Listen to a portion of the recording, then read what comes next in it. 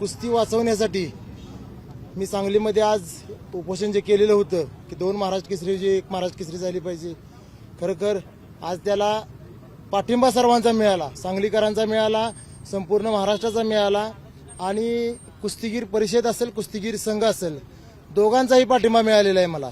पण आता आज तक घोडत आडलंय कुठं ह्या प्रश्नाचं मला उत्तर पाहिजे, कारण आता दोघांचाही मला पाठिंबा आहे, माझ्या सर्व मागण्यांसाठी पाठिंबा आहे त्यांचा.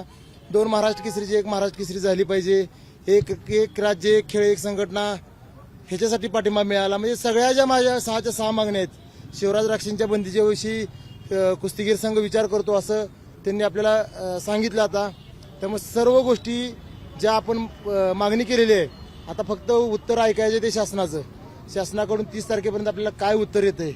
खरं तर आज मी कुस्ती काय आहे माझ्या मुलांना सुद्धा कळाली पाहिजे म्हणून माझा मुलगा आणि मुलगी दोघांना सुद्धा आज उपोषणाला बसवलं होतं.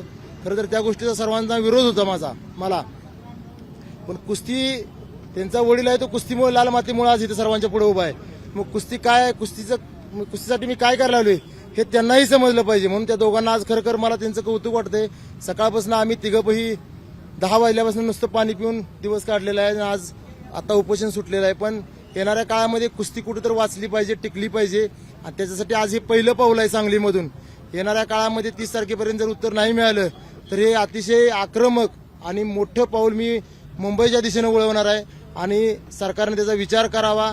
खरं माझी सरकारला विनंती आहे की लवकरात लवकर ह्याच्यावर तोडगा निघावा. एबीपी माझा, उघडा डोळे बघा नीट.